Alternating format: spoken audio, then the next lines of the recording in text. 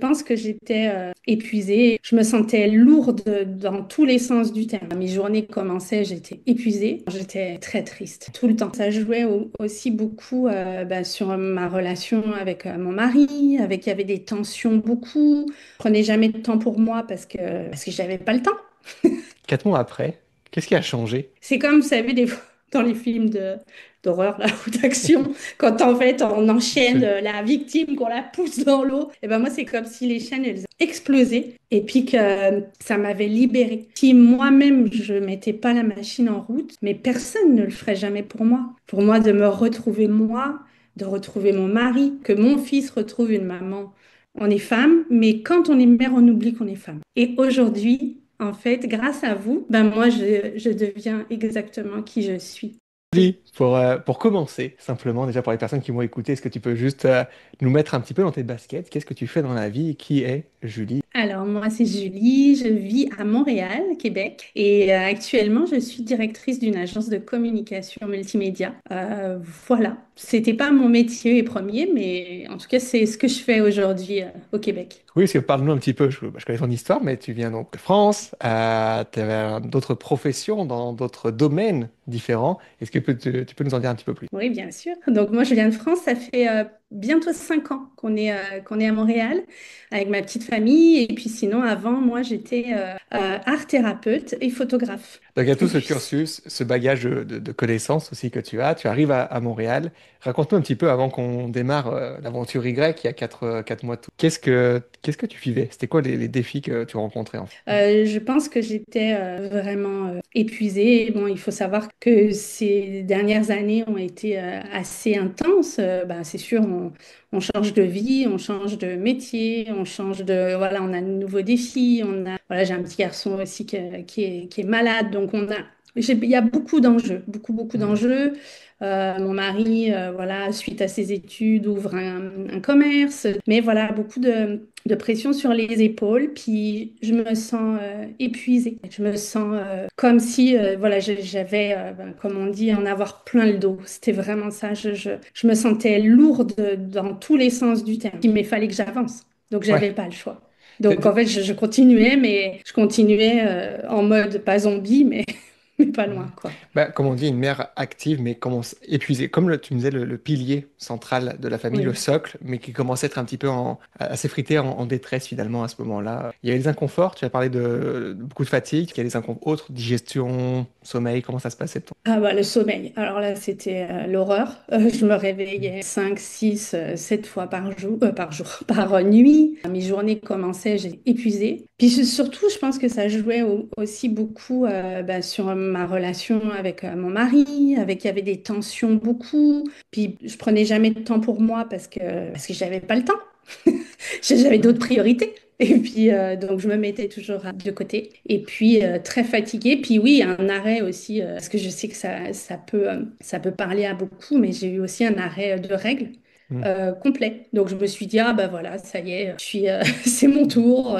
Je vais bientôt être ménopausée. Puis, voilà, ça faisait donc il y a plus de 10 mois que je n'avais pas eu Hmm. mes règles. Donc, Un corps en mode survie en fait à ce moment-là, finalement. exactement, vraiment ça. Comment tu le vivais au niveau émotionnel? Est-ce que tu sentais que les émotions étaient présentes ou est-ce que le corps avait anesthésié, tu ressentais plus rien puis il fallait avancer ou tu sentais qu'il y avait d'autres émotions qui prédominaient? Non, j'étais très triste tout le temps. Mais par contre, je suis quelqu'un de très plutôt enjoué. Hmm. Mais là, je me suis pas reconnue. Il y a des moments où il faut toujours sourire devant tout le monde. Tout va bien, ça va super. Et en Ouais, fait, je passais des moments de détresse, de solitude, parce que forcément, quand je suis comme ça, je voulais pas que des amis hmm. me voient comme ça, ou puis je voulais pas me montrer à mon fils. Donc Il le j'étais en mode, percevait? Est-ce oui, qu'il le bien sûr. percevait? Ah ouais? Bien sûr. Et c'était terrible parce qu'en plus, je culpabilisais. Ah bah oui, cette fameuse culpabilité, ma meilleure amie qui me disait, ah, le fils me voit comme ça, il faut que je fasse bonne figure. Mais même si j'essayais de faire que tout allait bien, il le sentait, il me le disait.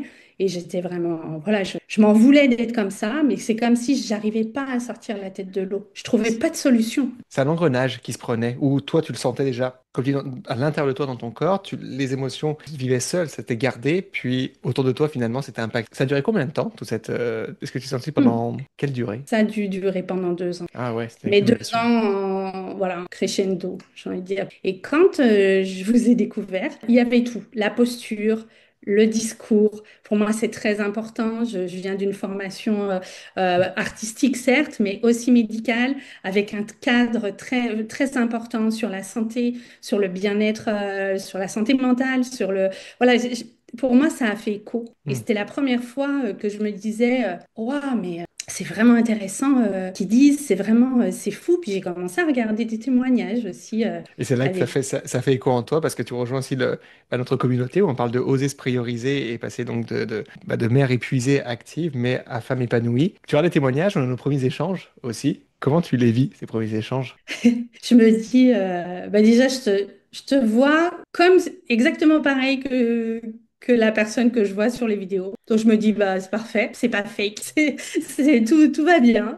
Donc une écoute incroyable, une bienveillance, tout ce qui me manquait en fait. Enfin, en tout cas, j'ai eu l'impression dans notre tout premier échange de pouvoir déposer les choses, puis de surtout d'être entendu Hmm. et d'oser, rien que là, pouvoir déposer les choses. Et ça, c'était assez libérateur. Qu'est-ce que tu te dis au départ quand on voit le plan d'accompagnement sur mesure concret? Je crois que je me suis dit, waouh, c'est comme si c'était exactement ce qu'il me fallait. Mais exactement. Je sais même pas comment l'expliquer parce que c'est bien plus qu'un accompagnement.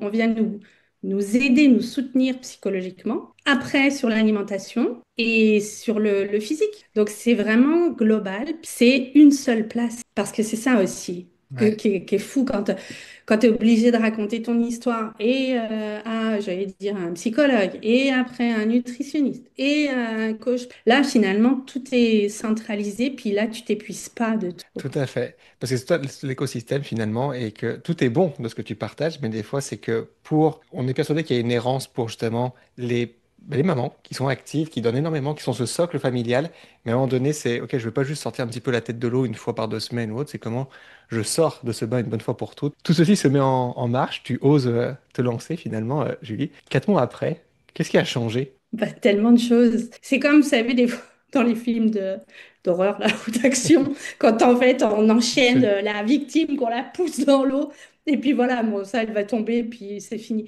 Et ben moi, c'est comme si les chaînes, elles explosaient, et puis que ça m'avait libérée.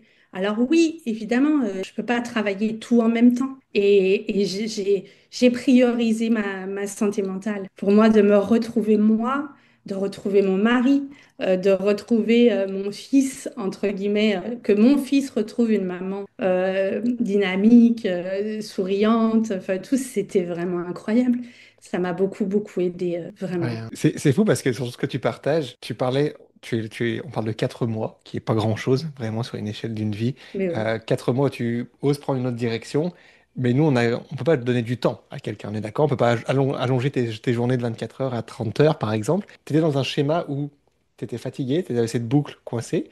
On n'a pas ajouté du temps, mais donc comment tu as fait pour réussir à faire Y finalement et les différents suivis privés que tu as, les coachings, tout l'ensemble que tu as, comment tu as fait pour réussir? Ben, en vous donnant la main. Pour moi, c'est ça. Je vous ai donné la main, j'ai fermé mes yeux. Et puis, par contre, j'ai ouvert grand mes oreilles. Quand on est mère, ben, en fait, on est femme avant tout, on n'est pas mère. On est femme, mais quand on est mère, on oublie qu'on est femme. Et ça, je pense que, il y a beaucoup de mamans, ou en tout cas de femmes, qui pensent pareil, parce qu'on a une pression incroyable de toutes parts. Mais on n'est pas que mère, on est femme, puis on est aussi maîtresse, on est épouse, je veux dire.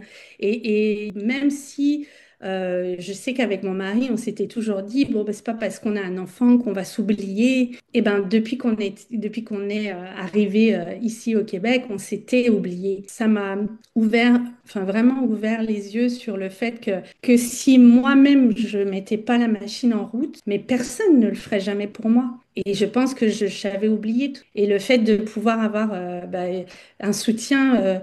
avec ton équipe, Joris, avec toi. Enfin, je veux dire, c'est quelque chose de tellement précieux parce on nous dit, ben viens comme t'es. De toute façon, on sait que tu as des blessures. Tu sais, nous, on les réparera peut-être pas, mais ça fait partie de notre vie. Donc, c'est ça qui était génial, vraiment. Donc te retrouver l'étincelle, la joie de vivre, comme tu partages, l'enthousiasme, des changements corporels aussi. Mhm. Oui, ben quand même.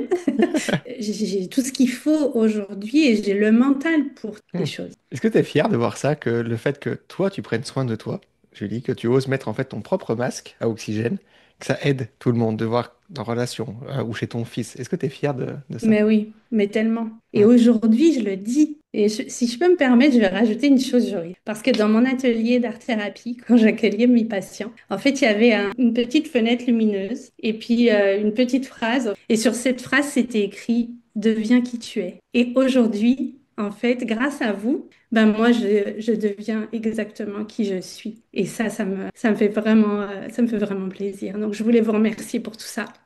Bah, ça me Mais touche énormément. Et toute l'équipe est très fière, Julie, de toi. Je suis pas une femme, je suis encore moins maman, mais on a été à la place de, par exemple, de ton fils, d'enfant, et de voir qu'une maman, un socle qui rayonne dans son couple, dans son énergie, bah, ça donne un modèle inspirant et qui est différent du sacrifice. Et ça, c'est ça. pour un petit garçon, petite fille qui voit, nous, on est très fiers de voir que toi, Julie, dans ta position, tu es redevenue un pilier lumineux. Qu'est-ce que tu aurais pu dire comme mot à Julie d'il y a un an, justement, qui est dans cette spirale, qui est dans dans ces chaînes qui sont prises? Fais leur confiance. Fais leur confiance. Et puis, n'aie pas peur. Julie, tu sais qu'on doit Merci terminer beaucoup. avec le signe le plus important que tu as appris au cours Ah des oui, 4 derniers mois. c'est bon. Tadam, tadam, tadam. Yes! Le Y des trois branches. Un grand merci. Merci à toi, Joris.